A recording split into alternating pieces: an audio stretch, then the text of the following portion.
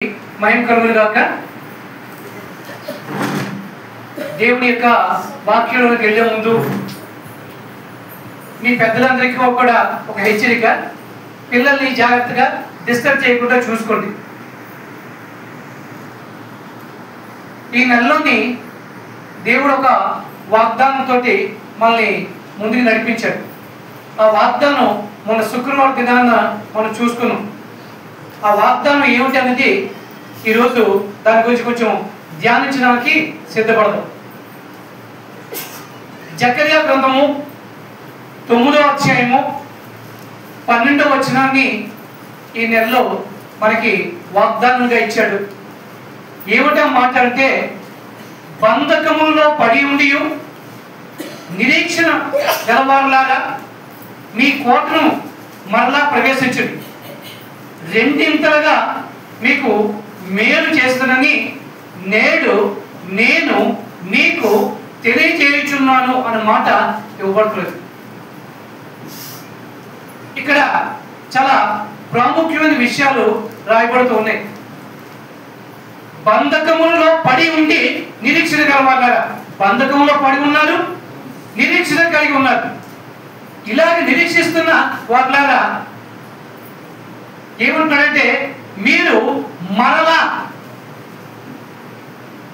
మీ కోటను ప్రవేశించండి. ఎప్పుడైతే మరలా మీరు ఆ కోటను ప్రవేశిస్తారో అప్పుడు నేను మిమ్మల్ని రెండింతలుగా ఆశీర్వదిస్తాను అని చెప్పి ఆయన చెబుతూ ఉన్నాడు. దీనికి అనుబంధమైన మరికొన్ని మాటలు మనం చూసుకుంటే, యోబు గ్రంథము 42వ అధ్యాయము 10వ వచనాన్ని మనం చూసుకుంటే, యోబు గ్రంథము 42వ అధ్యాయము 10వ వచనం మనం చూసుకుంటే, మరియు యోబు తన స్నేహితుల నిమిత్తము ప్రార్థన చేసినప్పుడు యెహోవా అతని క్షేమస్థితిని మరలా అతనికి దయచేసును, మరియు యోబులకు పూర్వము కలిగిన దానికంటే రెండింతలు అధికముగా యెహోవా అతనికి దయచేసెను. ఎందుకు ఈ మాట నేను చదివాను, ఎందుకు ఈ మాట అనుబంధంగా చెప్పాను అంటే, దేవుడు మనకి వాగ్దానం చేసిన ఆ మాట ఆయన నెరవేర్చాడు, నెరవేరుస్తాడు, నెరవేరుస్తున్నాడు అన్న మన భూత వర్తమాన భవిష్యత్ కాలానికి సంబంధించిన విషయాల్ని నేను చెప్తున్నాను. ఎందుకంటే ఆయన కేవలం మనకి మాట ఇచ్చి ఊరుకోలేదు.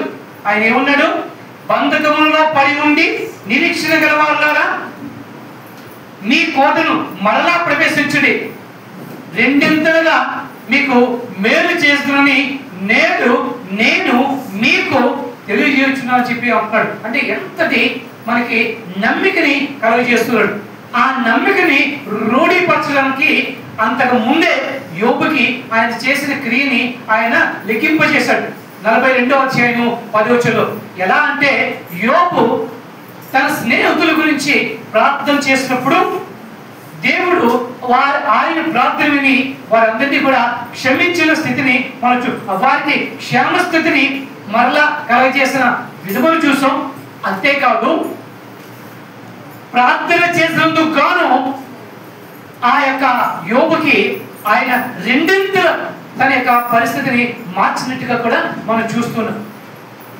అంతేకాదు, ఇది ఒక్కటే సరిపోదు అని మరలా ఇర్మియా గ్రంథంలో 31వ అధ్యాయంలో 17వ మాట ఒక మాట చూసుకున్నప్పుడు, ఇర్మియా గ్రంథము 31వ అధ్యాయము 17వ మాట చూసుకున్నప్పుడు, రాబో కాలం ముందు నీకు మేలు కలుగునను నమ్మిక ఉన్నది, నీ పిల్లలు తిరిగి నీ స్వదేశములకు వచ్చెదరు, ఇదే యెహోవా. ఆయన ఏమంటాడు, మరలా రాబో కాలము అంటే ఆయన భవిష్యత్తు కాలంలో మన పక్షాన ఏ కార్యాలు చేస్తాడు, ఎలా చేస్తాడు, ఎందుకు చేస్తాడు అన్న విషయాలన్నీ కూడా మనం జాగ్రత్తగా ఆలోచన చేసినప్పుడు ఈ విషయాలన్నీ కూడా మనకి అర్థమవుతాయి. ప్రతి నెలలో కూడా మొదటి దినాన దేవుని యొక్క మాటని వాగ్దానంగా తీసుకొని మనం ఆ నెలంతా గడుపుతుంది. అయితే ఆ వాగ్దానాన్ని మీరు ప్రతిదినం కూడా ఉచ్చరించి దాని గురించి ప్రార్థన చేస్తున్నారో లేదో తెలియదు, కానీ ఆ రీతిగా ఆయన వాగ్దానం మీద నమ్మిక ఉంచి ఆ రీతిగా మనం ముందుకు సాగినప్పుడు ఆయన ఇచ్చిన మాట తప్పక నిలబెట్టుకుంటాడు. హల్లెలూయా చెప్పరా? నేను చెప్పమంటే చెప్తారా? ఓకే. ఆయన మాట ఇచ్చి తప్పని దేవుడు. అలాగే ఆయన అంటున్నాడు, ఈ నెలలో మనకిచ్చిన వాగ్దానం ఏమిటంటే బంధకములలో పడి ఉండియో. జాగ్రత్త వినండి, ప్రతి పదంలో కూడా ఒక అర్థం ఉంది. బంధకములలో పడి ఉండియు అంటే మీరు బంధకంలో పడి ఉన్న సంగతి ఆయనకి తెలుసు. బంధకంలో పడి ఉండి నిరీక్షించు అన్నారా అంటే బంధకంలో పడి ఉన్నప్పుడు కూడా దేవుడు మమ్మల్ని కాపాడుతాడు, మా మొరలు ఆలకిస్తాడు, మా మీద దృష్టి ఉంచుతాడని నిరీక్షణ ఎవరైతే కలిగి ఉన్నారో, ఈరోజు కీర్తనము 130వ కీర్తన చూసాం. ఆయన దయగల దేవుడు అని మనం చూసుకున్నాం. ఆయన మన అగాధ స్థలం నుంచి మనం ప్రార్థన చేసినప్పుడు ఆయన వింటాడు అనే విషయాన్ని కూడా మనం గమనించాం. అంతే కదా, మనకి క్షేమం కలుగుతుంది, మనకి క్షేమ స్థితిని అనుగ్రహిస్తాడు, మనకి సంపూర్ణ విమోచన ఇస్తాడని చెప్పి 130వ కీర్తన ద్వారా మనం చూసుకొని వచ్చాం. అంటే ఆయన మన మొదలు ఆలకిస్తూ ఆలకిస్తూ ఆలకిస్తూ ఉన్నాడు. అలా ఆలకించి మనం విమోచిస్తాడు అని నిరీక్షణ గలవారులా ఎవరైతే ఆయన యందు నిరీక్షణ కలిగి ఉంటారో వారికి ఆయన చెప్తున్నది, మరలా మీరు మీ కోటను ప్రవేశించుడి. మరలా మీరు మీ కోటను ప్రవేశించుడి. ఎప్పుడైతే మరలా మీరు మీ కోటను ప్రవేశిస్తారో అప్పుడు దేవుడు మిమ్మల్ని రెండింతలుగా డబుల్ పోర్షన్ బ్లెస్సింగ్స్ ఆయన ఆశీర్వదిస్తాను అని చెప్పి ఆయన అంటూ ఉన్నాడు. దేవుని పిల్లలు బందీలుగా చెరపట్టబడినప్పటికీ వారు దేవుని యందు నిరీక్షణ కలిగి ఉన్నారు అనే విషయాన్ని మనకి ఇక్కడ చెప్పబడుతుంది. విన్నారా? ఏంటి? దేవుని పిల్లలు బందీలుగా ఉన్నప్పటికీ కూడా వారి దేవుని యందు వారు నిరీక్షణ కలిగి ఉన్నారు అని, ఆశ కలిగి ఉన్నారు అని వారు ఆశ కలిగి ఉన్నారన్న విషయాన్ని మనకి చెప్పబడుతుంది. ఏమర్థమైంది? దేవుని పిల్లలు బందీలుగా ఉన్నప్పటికీ కూడా దేవుని యందు నిరీక్షణ ఆశ కలిగి ఉన్నారు. ఏమిటి ఆ నిరీక్షణ, ఏమిటి ఆశ? ఆయన మా మొరలు ఆలకిస్తాడు, మా బంధకాల నుంచి ఆయన తప్పిస్తాడు అనే నిరీక్షణ, ఎప్పుడు తప్పిస్తాడా అని ఆశతో ఎదురు చూసే పరిస్థితి. ఎందుకలా కలిగింది? దేవుడు వారిని అంతగా ప్రేమిస్తున్నాడు అనే విషయాన్ని మనకి రూఢిపరిచి చెప్పబడుతుంది. అయితే మీరు అడగొచ్చు, అంత ప్రేమించిన దేవుడు వీరిని బందీలుగా ఎందుకు పంపించాడు? అంతేగా మీకు వచ్చే సందేహం అదేగా. ఇంత ప్రేమించిన దేవుడు వారిని ఎందుకు బందీలుగా పంపించాడు? బందీలుగా పట్టబడ్డానికి కారణం ఏమిటో తెలుసా? ఒకటి అవిధేయత. ఎవరి అవిధేయత? దేవుడు అవిధేయత. దేవుని యొక్క జనాంగం తాలక అవిధేయత. ఏమిటంటే దేవుడు మాట మాటకి ఇగో మీరు ఇలా ఉండాలి, ఇలా ఉండకూడదు, ఇది చెయ్యాలి, ఇది చేయకూడదు అని హెచ్చరిస్తున్నప్పటికీ కూడా, జాగ్రత్తగా రండి, హెచ్చరిస్తున్నప్పటికీ కూడా ఆ మాట పెడచెవిని పెట్టి వారి సొంత మార్గంలో వారు వెళ్ళడమే అవిధేయత. అంతేగా, దేవునికి విధేయత చూపించే వాళ్ళు ఏం చేస్తారు? ఆయన చెప్పినట్టు అక్షరాల నడుచుకుంటారు. అవిధేయత కలిగిన వాళ్ళు ఏం చేస్తారు? దేవుని మాటని పెడచెవిని పెట్టి ఆయన మాట కాకుండా వేరుగా వారు ప్రవర్తిస్తారు. అంతేగా. 2 ఉదాహరణలు చెప్పమంటారా? అబ్రాహాముని దేవుడు పిలిచాడు. పిలిచినప్పుడు దేవుడు ఎక్కడికి, ఎందుకు, ఎప్పుడు, ఎలా అని ప్రశ్నించలే. ఆయన దేవుడు చెప్పాడు నేను వెళ్ళాలి అని ఆయన వెళ్ళిపోయాడు. అది విధేయత. ఇంకో ఎగ్జాంపుల్ చెప్తాను. దేవుడు యోనాకి చెప్పాడు, యోనా నినివే పట్టణానికి వెళ్ళు. ఆ నినివే పట్టణస్తులు నా దృష్టికి దుష్టులుగా ఉన్నారు, నా గురించి వారికి బోధించు. వారు మారు మనసు పొందుకుంటే నేను వారిని రక్షిస్తాను. యోనా ఏం చేశాడు? ఎక్కడికి వెళ్ళమంటే ఎక్కడికి వెళ్ళాడు? నినివేకి వెళ్ళరా బాబు అంటే, ఈ దేవుడు ఇంతేంలే, ఇలాగ నా చేత కష్టపెట్టి మాట్లాడిస్తాడు, ఇలా అక్కడికి వెళ్తే వాళ్ళు ఏమీ చేయడు, వదిలేస్తాడు, ఎందుకు అనవసరం శ్రమ అని చెప్పి వారికి తర్షీషుకు బయలుదేరిపోయాడు. అంటే ఇది విధేయత అవిధేయత? మన జీవితాల్లో కూడా ఇటువంటి పరిస్థితులు ఉంటూ ఉన్నాయి. అందుకే బందీలుగా ఆయన పంపిస్తున్నాడు. ఇంకా ఇంకోటి అంటే హెచ్చరికలు చేసిన పెడచెవిన పెట్టిన హెచ్చరికలు, ఇదిగో మీరు ఇలా చేస్తే మీకు నష్టం కలుగుతుంది, మీరు ఇలా మాట్లాడితే మీకు నష్టం కలుగుతుంది, దీనివల్ల మీకు నష్టం కలుగుతుంది. హెచ్చరిక చేసినా సరే హెచ్చరికల్ని బేఖాతరు చేసి, అంటే దాన్ని ఖాతరు చేయకుండా వారికి నచ్చిన రీతిలో ప్రవర్తించినప్పుడు దేవుడికి కోపం వస్తుందా రాదా? వస్తుందా రాదా? మన ఇంట్లో మన పిల్లలే మనం హెచ్చరిక చేస్తే వారు వినకపోతేనే మనం ఏం చేస్తాం? చెవి మెలుపుతాం. ఎరా నా మాటకి అంత విలువ లేదా అని. అవునా? అవునా కదా? సాధారణ తల్లిదండ్రులమైన మనమే మన పిల్లలకి హెచ్చరికలకి పనిష్మెంట్ ఇస్తే, ఆ హెచ్చరికలు పరిచయం పెట్టిన తన ప్రజలకి దేవుడు వారి బాగు నిమిత్తము వాళ్ళని దండించడా? ఆ దండనకి ప్రతిఫలమే ఈ యొక్క బందీగా తీసుకోవడం. మొదటిది అవిధేయత. అవిధేయత కారణంగా వారిని గుణపరచడానికి బందీలుగా పంపిస్తుంది. రెండోది ఆయన హెచ్చరికల్ని పెడచెవిన పెట్టినందుకు గాను దండింపుగా బందీలుగా పంపించాడు. అంతేగాని ప్రేమ లేక కాదు.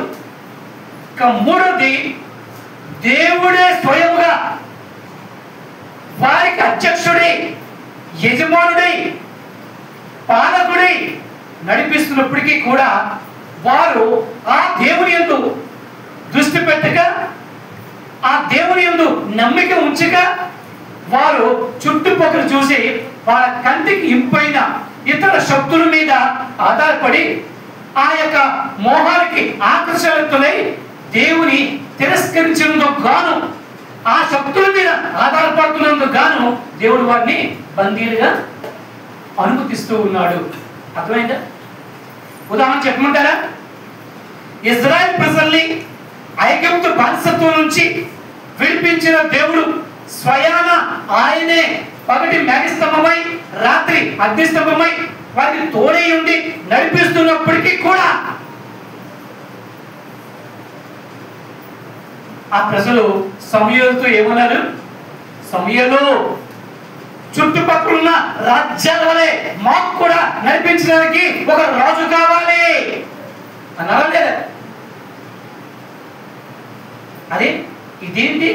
స్వయాన దేవుడే మీకు మహారాజు అయి ఉండి మిమ్మల్ని నడిపిస్తుంటే ఈ చుట్టుపక్కల ఉన్న శారీరక రాజుల గురించి మీరు ఎందుకు ఈ విధంగా తాపత్రయపడతారు?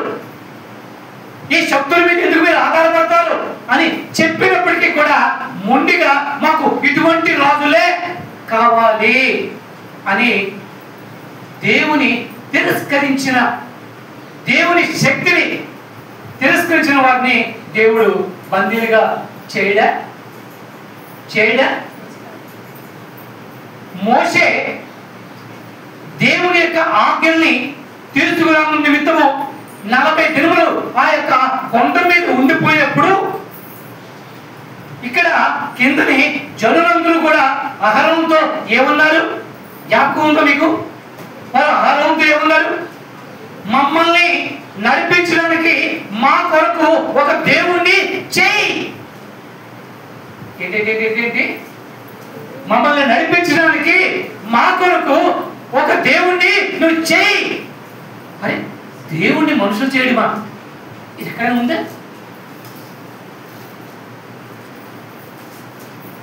నెరలేదు. అంటే మనుషుల యొక్క మనస్తత్వం ఎలా ఉంది. అందుకే దేవుడు చేసిన మనుషుల్లారా, జాగ్రత్త వినండి, దేవుడు చేసిన మనుషుల్లారా అని ఒక మాట ఉంది. ఇంకో మాట మనుషులు చేసిన దేవుళ్ళారా ఉందా లేదా? వినండి దేవుడి గోల, కనండి మనుషుల లీల. అంటే దేవుడు చేసిన మనుషులారా, దేవుడు ఏం మొదలు పెడుతున్నాడో ఒకసారి వినండి. మనుషులు చేసిన దేవతలారా చూడండి అక్కడ ఈ మనుషుల లీల అని వేడికి చెబుతున్న మాటలుగా కనపడుతుంది. మనం దేవుడు చేసిన మనుషులు అని మనం మర్చిపోయి మన స్వార్థం కొరకు, మన కొరకు మనం దేవుడు చేసుకుంటే అది ఏమైనా సబబేనా? అంటే దేవుని శక్తిని కించపరిచినట్టేగా, అవునా కాదు? అలాగా దేవుని శక్తిని విస్మరించిన వాటిని కూడా దేవుడు ఏం చేస్తాడంటే వారికి గుణపాఠం నేర్పే నిమిత్తము వారిని బందీలుగా చేస్తూ ఉంటాడు. అలా బందీలుగా చేసిన వారు ఈ యొక్క ఇశ్రాయేలు ప్రజలు. బాబిలోను యొక్క బాబిలోను రాజు యొక్క ఆధిపత్యం కింద బందీలుగా వెళ్ళిన ఈ జనానికి దేవుడు అక్కడ ఇచ్చినటువంటి ఆ వాగ్దానపు మాట ఈ మాట. అలాగే ఆయన వాగ్దానం కూడా చేసి చెప్తున్నాడు, 70 సంవత్సరాలు వాటిని ఈ బంధకాల్లో ఉంచి తర్వాత నేను వారిని విడిపిస్తాను అని ప్రవక్త ద్వారా మాట్లాడిన మాటలు కూడా. అంటే దేవుడు బంధకాల్లో వేయడానికి కారణం ఏమిటో తెలుసా? బంధకాల్లో వేయడానికి వారిని శిక్షించాలని కాదు, వారిని నాశనపరచాలని కాదు, వారిని గుణపరచాలని. దేనికి దేనికి? గుణపరచాలని. వారి పశ్చాత్తాపడి మారు మనసు పొంది, అయ్యో దేవుని మాటను తిరస్కరించామే, దేవుని తృణీకరించామే, దేవుని హెచ్చరికని పరిచయం పెట్టామే అని పశ్చాత్తాపడి మారు మనసు పొంది మళ్ళా దేవునికి నాయనా నీవే శరణు అని దేవుని దగ్గరికి వస్తారు అని దేవుడు ఆశ కలిగించిన నిమిత్తము ఆ యొక్క బంధుత్వాన్ని, ఆ బంధకాల్ని అనుమతిస్తూ ఉన్నాడు. కారణం ఏంటి? గుణపాఠం నేర్పడానికి. దేనికి చెప్పండి? దేవుడు గుణపాఠం నేర్పడానికే మనకి దండిస్తాడని ఒకరితో ఒకరు చెప్పండి. అంతే తప్ప ప్రేమ లేక కాదు, మిమ్మల్ని విడిచిపెట్టి కాదు. అలాగా ఆ మాట తెలిసి ఉండి బంధకాలలో కూడా ఉండి నిరీక్షణ గలవారులారా. ఏమిటా నిరీక్షణ? నా దేవుడు అగాధ స్థలం నుంచి కూడా నా మొరలు ఆలకిస్తాడు. నా దేవుడు నన్ను ప్రేమించిన దేవుడు, నా దేవుడు నాకు మాట ఇచ్చిన దేవుడు, నా దేవుడు నన్ను విడవను ఎడబాయను అనే దేవుడు. ఇప్పుడు ఎడబాసాడు అంటే దాని అర్థం దేవుని తప్పు కాదు, ఇది నా తప్పే అని నన్ను నేను తెలుసుకొని పశ్చాత్తాపడి మరలా ఆయన శరణాగతులు అయితే దేవుడు ఆయన అంటున్నాడు, మరలా మీరు మీ కోటను ప్రవేశించండి. మరలా, మరోసారి జాగ్రత్త వినండి, మరలా అన్న మాటకి అగైన్ అంటే మళ్ళీ. అంటే ఇంతకుముందు దేవుడితో ఉన్నవాళ్ళేగా వాళ్ళు, ఇంతకుముందు దేవుడితో ఉన్నవాళ్ళేగా, దేవుడితో ఉన్నవాళ్ళే మరలా మీరు ఆ కోటను ప్రవేశించారంటే ఆ దేవుని దగ్గరికి రండి. మీరు మారు మనసు పొంది పశ్చాత్తాపడి శరణాగతులయ్యి ఆ దేవుని దగ్గర రండి. అప్పుడు దేవుడు మిమ్మల్ని రెండింతలుగా, జాగ్రత్తగా రెండింతలుగా ఏం చేస్తాడు? ఆశీర్వదిస్తా అని చెప్పి వాగ్దానం చేస్తున్న దేవుడు. ఆయన ఈ రీతిగా ప్రవక్త ద్వారా మాట్లాడాడు. ఈ మాటలు ఈరోజు మనకు కూడా వర్తిస్తాయి అనే విషయాన్ని మనం గమనించుకోవాలి. ఒకటి చెప్పండి, ఇది మన గురించే, ఇది మన గురించే, ఈ వాగ్దానం మన గురించే.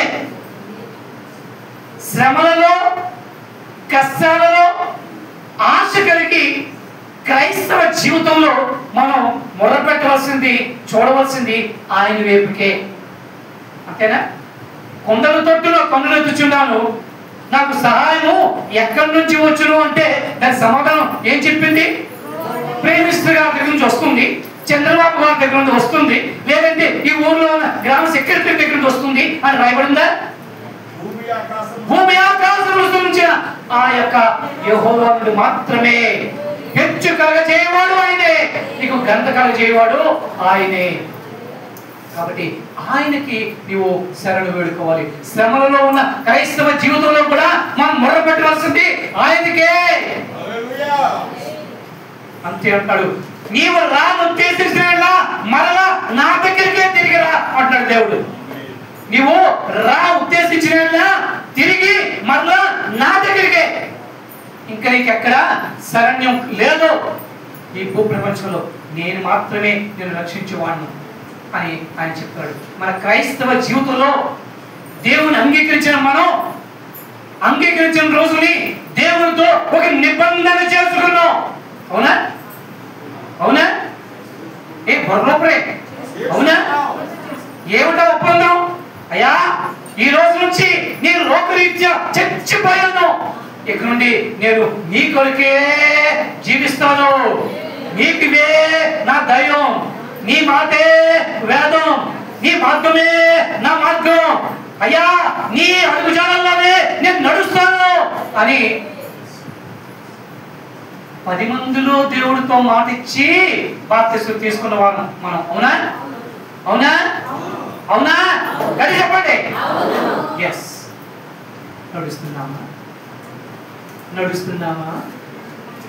నడుస్తున్నామా ఏమా? మాట ఇచ్చిన ప్రకారం నడుస్తున్నారా? అడిగి పక్క వాళ్ళు అడుగు. నడుస్తున్నామా? మాట ఇచ్చిన ప్రకారం నడుస్తున్నామా? లేదే. అపవాదు పెట్టే ఆ యొక్క మోహాలకి, ఈ లోక వ్యామోహాలకి, ఈ లోక ఆకర్షణకి ఆకర్షితులు అయిపోయి దేవుని మాట పరిచయం పెట్టి అవసరానికే దేవుడు అని మనం ఆయన్ని ఒక మూల ప్రతిష్ఠించి కూర్చోబెట్టి మన వేషాలు మనం వేస్తున్నాం. అవునా కాదు? అవునా కాదు? లేదంటే మనకి శ్రమలు ఎందుకు, మనకి కష్టాలు ఎందుకు, మనకి నష్టాలు ఎందుకు, మనకి దుఃఖాలు ఎందుకు? ఆయన యందు భయభక్తులు వారికి ఆయన ఏ మేలు చేయక మానడం ఉన్నదా లేదా? దేవుని వాక్యం ఉందా లేదా? ఆయన యందు భయభక్తులు వారికి ఆయన ఏ మేలు చేయక మానడు. కానీ ఏ మేలు పొందకుండా మనం ఉంటున్నాం అంటే దేవుడు తప్ప మన తప్ప? దేవుడు తప్ప మన తప్ప? ఒప్పుకున్నారా? అవునా కాదు? అంటే దేవుని మార్గం నుంచి మనం దారి తప్పిన వారము, మార్గం విడిచిన వారము, మాట తప్పిన వారము. కానీ జాలి గల దేవుడు, ప్రేమ గల దేవుడు, కనికరము గల దేవుడు ఆయన మనకి పిలుస్తూ ఉన్నాడు. 2 చేతులు చాచి పిలుస్తూ ఉన్నాడు, మీరు మరలా మీ కోటను ప్రవేశించండి. ఏ కోటని? రక్షకుడైన నా యేసయ్య కోటని నేను ప్రవేశించాను. మరలా రక్షకుడైన నా యేసయ్య కోటని, ఆయన తప్ప వేరే మార్గం లేదు. నేనే సత్యమును, నేనే జీవమును, నేనే మార్గమును, నా ద్వారా తప్ప ఎవ్వరు కూడా తండ్రి వద్దకు చేరలేరు. ఖచ్చితంగా దేవుని మాటలు చెబుతున్నప్పటికీ కూడా మనం అటు ఇటు ఇటు అటు అటు ఇటు అటు ఇటు ఇటు అటు పరిగెడుతున్నాము లేదు. దేవుని యొక్క వాక్యాన్ని వక్రీకరించుకొని కూడా దేవుని యొక్క వాక్యంలో హెచ్చరిక వస్తే వెంటనే మనం ఏం చెప్తున్నామో తెలుసా? మనం ఏం చేస్తున్నామో తెలుసా? పక్క వాళ్ళు చూస్తున్నాం. దేవుని హెచ్చరిక వస్తే మనం ఎవరు చూస్తున్నాం? బహుశా నీకేనేమో. ఏమంటున్నాం? బహుశా నీకేనేమో. హెచ్చరిక. అదే వాగ్దానం అయితే నాకే నాకే నాకే. వాగ్దానం అయితే కావాలి, హెచ్చరిక అయితే వద్దు. అవునా? అది పక్క వారికా? వాగ్దానం అయితే నీకా?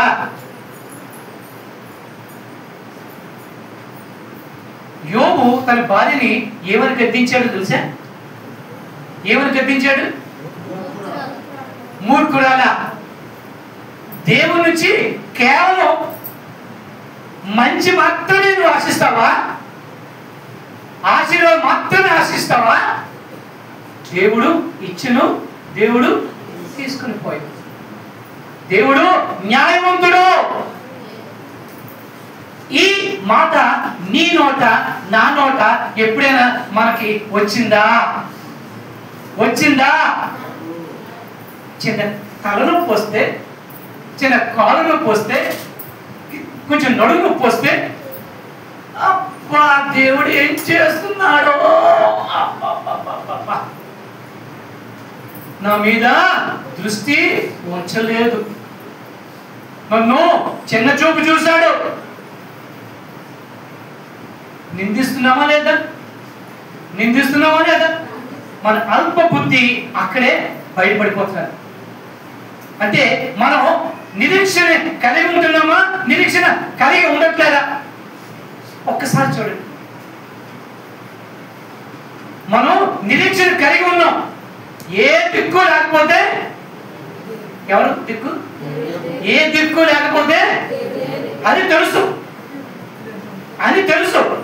కానీ అన్ని దిక్కులు చూసి చివరిన దేవుని దిక్కుకి వస్తున్నాం. అన్ని దిక్కులు చూసి వెతికి ఆ తర్వాత, ఇది మానవ బుద్ధి స్వభావం. కానీ మనకి మేలు ఆయన నుండి, మన నిరీక్షణ ఆయన మీదే. ఆయన నిన్ను విడవడం ఆయనకి ఇష్టం లేదు. ఏమంటున్నాడు ఆయన హెజికేల్ గ్రంథంలో?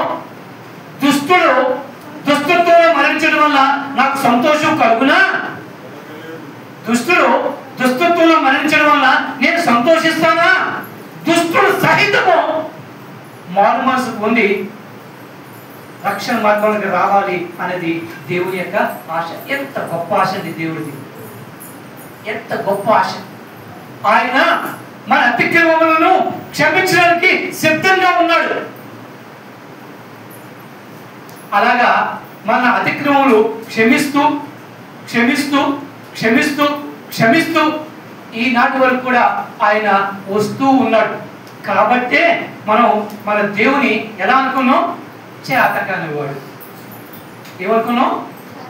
ఏమనుకున్నాం? ఎన్ని తప్పులు చేసినా ఆయన కనిపెట్టలేదే ఆహా అని అనుకుంటున్నాం. మనం ఎన్ని తప్పులు చేసినా కనిపెట్టలేదేమో మన భావన అది. కానీ ఆయన ప్రతిదీ కూడా ఆయన తన యొక్క నోట్ చేసుకుంటూ ఉన్నాడు. ఒక దగ్గర కీర్తనకారుడు అంటాడు, అయ్యా నీ యొక్క ముఖ కాంతిలో మా అపరాధములన్నీ కూడా స్పష్టంగా కనబడుతున్నాయి. నీ ముఖ కాంతిలో మా రహస్య పాపాలు కూడా కనబడుతూ ఉన్నాయి. ఏం పాపాలు? ఎవ్వరు చూడకుండా చేసిన పాపాలు కూడా దేవుడు లెక్కేస్తున్నాడంటే, చూసి చేసిన పాపాలు లెక్కవేడా?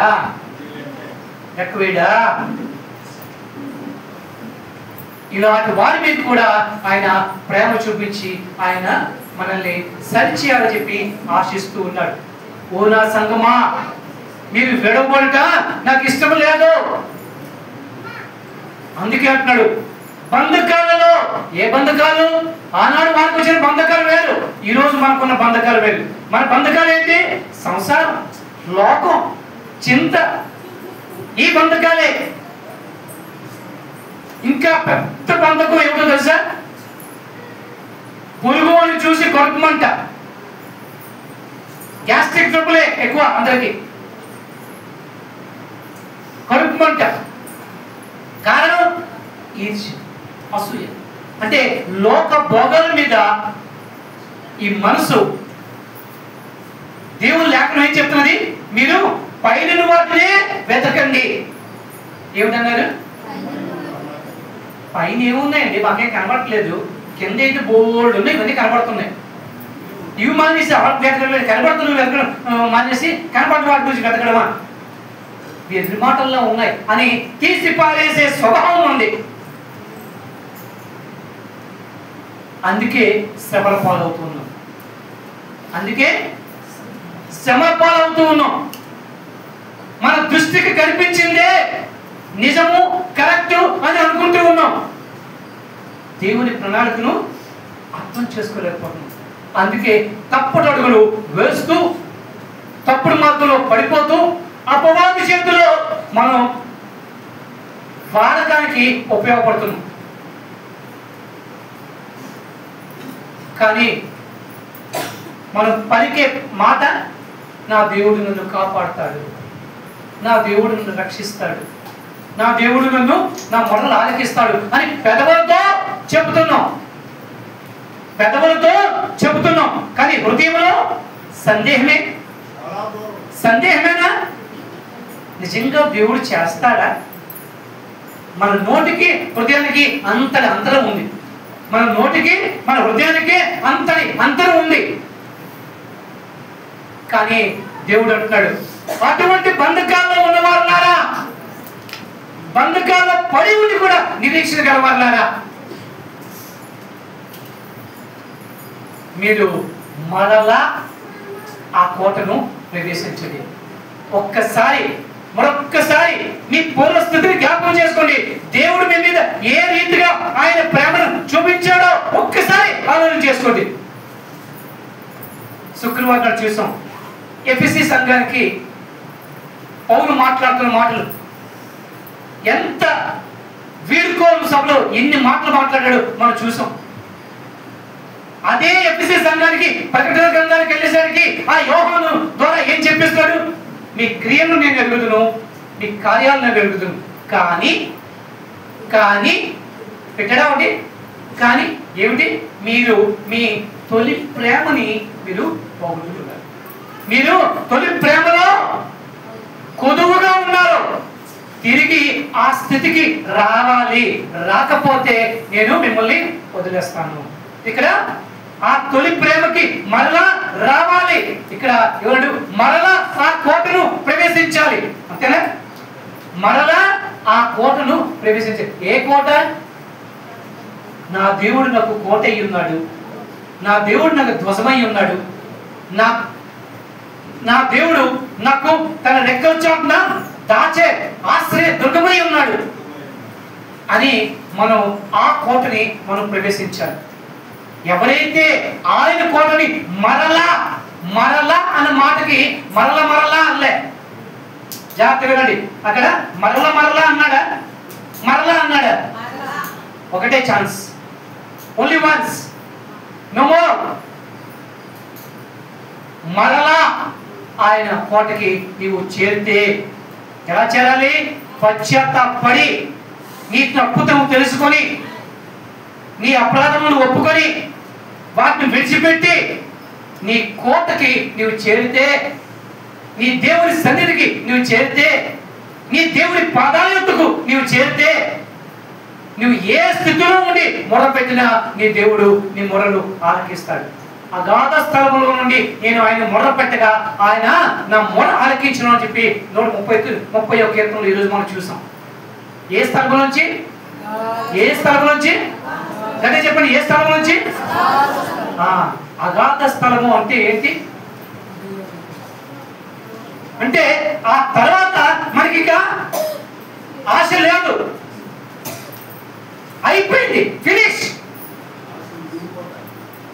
ఆ స్థితి నుంచి కూడా ఆయన మనల్ని లేవనెత్తగలడు.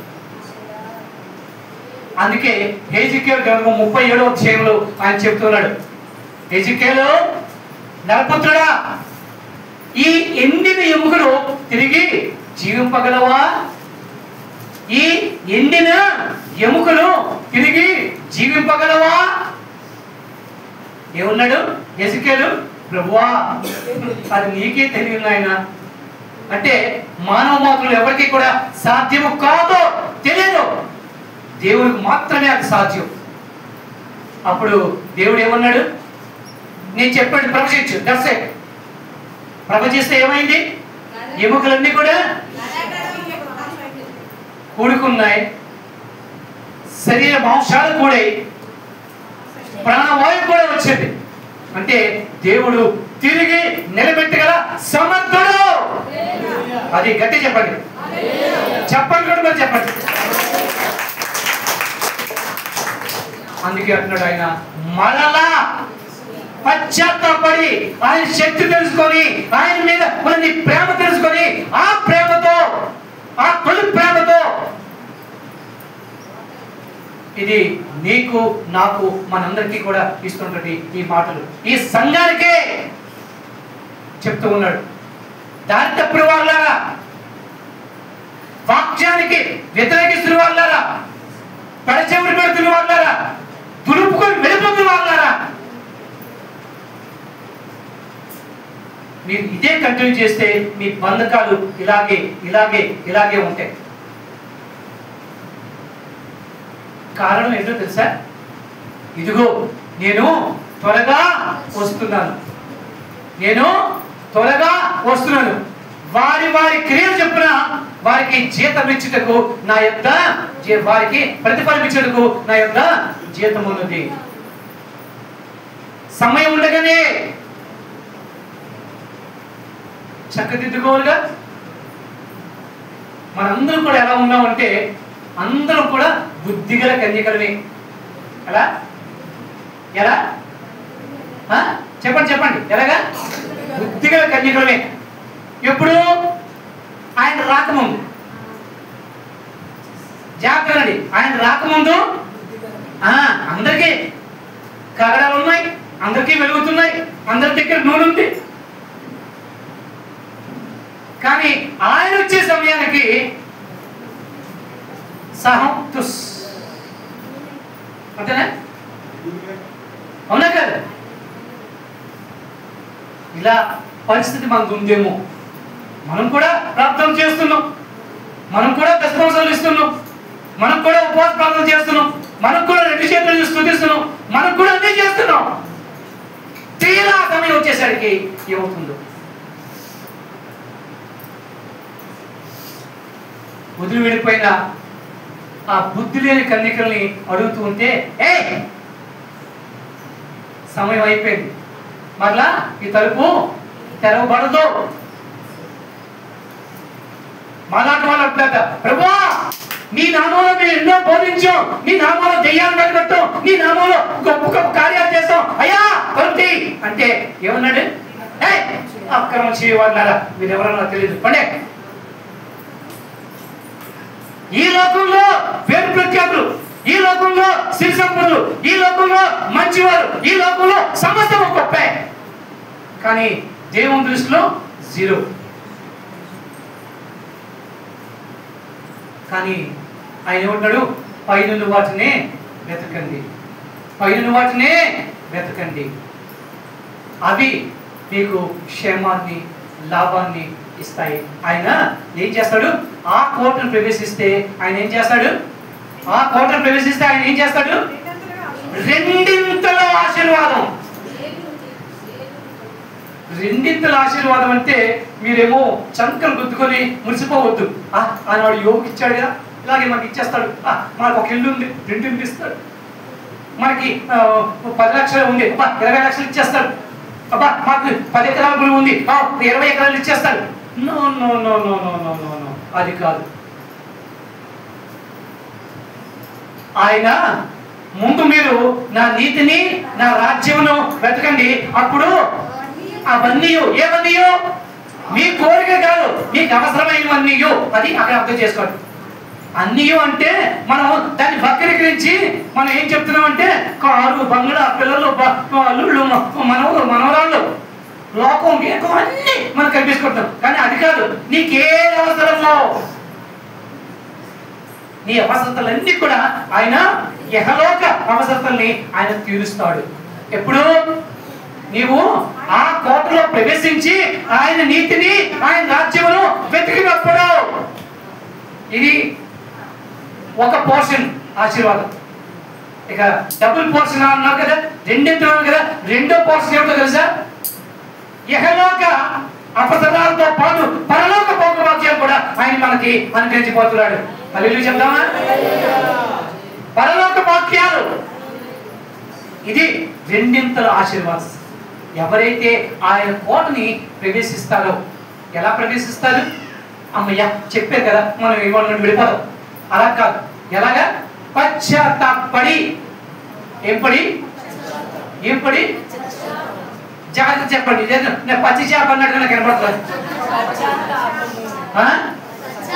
పశ్చాత్తాపము అంటే తప్పు ఒప్పుకోవడం, అపరాధములు ఒప్పుకొని విడిచిపెట్టి ఆయన శరణు వేడి, నీవు తప్ప మాకు దిక్కులు లేదు ప్రభు, మహాప్రభు అని ఆయన పాదాల మీద సాష్టాంగ పడితే అది కోటను ప్రవేశించడం. ఇక ముందు నేను ఇంకా బుద్ధిగా ఉంటాను అని ఎంపలు వేసుకొని ఆయన దగ్గరికి వెళ్ళడాన్ని ఆయన మరలా కోటలో ప్రవేశించడం. ఈ మారు మనసు ఎవరికైతే వస్తుందో వారికి దేవుడు రెండింతల ఆశీర్వాదం ఇస్తా అని చెప్పి ఆయన వాగ్దానం చేస్తున్నాడు. ఈ నెల మనకి వాగ్దానం చేస్తాడు. బంధకాలలో పడి ఉండి నిరీక్షించు వాళ్ళారా. ఎస్, మనం బంధకాల్లోనే ఉన్నాం, దేవుడికి తెలుసు. కానీ ఆ దేవుడు గొప్ప దేవుడు అని మనకి నిరీక్షణ ఉంది. బంధకాలు పడి ఉన్నా సరే ఆ నిరీక్షణతో ఆయన మొదలుపెట్టి ఆయన సన్నిధికి చేరితే, ఆయన కోపంలో ప్రవేశిస్తే ఆయన మనకి రెండింతల ఆశీర్వాదంతో దీవించబోతూ ఉన్నాడు. దేవుడి మాటల్ని దీవించి ఆశీర్వదించి మనలో మారు మనసుని కలుగజేయుగాక. ప్రార్థన చేద్దామా? అటువంటి మనసు మనకి ఇవ్వండి. అంతేకాదు ఇంకా చెప్తున్నాడు. ఒక నిమిషం ఆగండి. ఈ మాటలతో ఇక్కడ ముగించేస్తే అది అసంపూర్ణం అవుతుందేమో. సంపూర్ణం చేయాలి కదా. చెయ్యాలా వద్దా? చెయ్యాలి. కాబట్టి చూడండి, కీర్తన గ్రంథము 78వ అధ్యాయము 10:32 ఈ రెండు ఒకసారి చూడండి. వారు దేవుని నిబంధనలను గైకొనకపోయి ఆయన ధర్మశాస్త్రమును అనుసరింపకపోయి అని ఒక మాట రాయబడుతున్నది. ఇంత జరిగినను ఇంకను పాపము చేయించు ఆయన ఆశ్చర్య కార్యములను బట్టి ఆయన్ను నమ్ముకొనకపోయి. ఇది ఆనాడు మన పితరుల యొక్క మనస్తత్వం, అంతేనా? అయితే 38వ మాట చూడండి, 38, 39. అయితే ఆయన ఎవరు?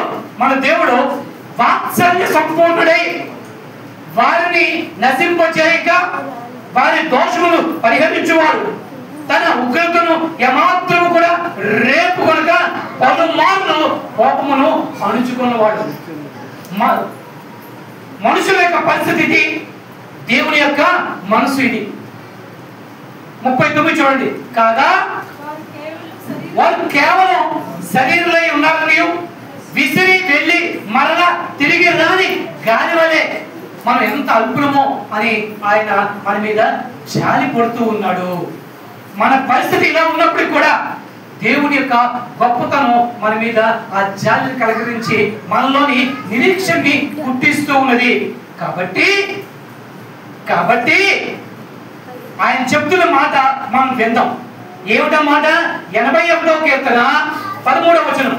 అయ్యో, నా ప్రజలు నా మాట వినని అల్ల, ఇశ్రాయేలు నా మార్గములు అనుసరించిన అల్ల ఎంత మేలు అంటున్నాడు. అదే కదా, బంధకాల్లో పడి ఉండి నిరీక్షణ గలవారులారా అని మాట అర్థం అదే కదా. నా ప్రజలు నా మాటలు విని నా మార్గాల్ని అనుసరించిన ఎంత మేలు. అయితే ఏం చేస్తాడు ఆయన? ఏం చేస్తాడో తెలుసా? చూడండి, 16వ వచనం చూడండి. అప్పుడు ఆయన మాట విని ఆయన మార్గాలను అనుసరించినప్పుడు ఆయన ఏం చేస్తాడా? అతి శ్రేష్టమైన వారిని పోషించెదను. ఆ. కొండ తేనెతో నిన్ను తృప్తిపరచుదును. ఇంతకన్నా ఇంకేం కావాలి? ఇంతకన్నా ఇంకేం కావాలి?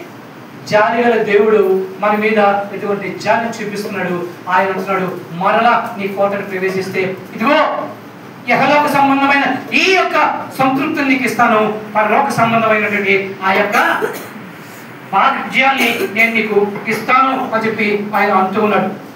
సో ప్రతి దినము కూడా ఈ వాగ్దానాన్ని క్లెయిమ్ చేసుకుంటూ అడుగుదాం, మనసు మార్చుకుందాం, ఆయన కోట్ల ప్రవేశిద్దాం, ఆశీర్వాదం పొందుకుందాం. దేవుడి మాటల్ని దీవించి నడిపించును గాక. వచ్చి